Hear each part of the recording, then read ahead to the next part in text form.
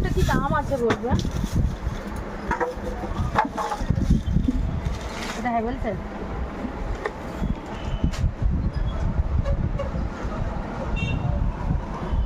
ঠিক করে তো ঠিক হচ্ছে।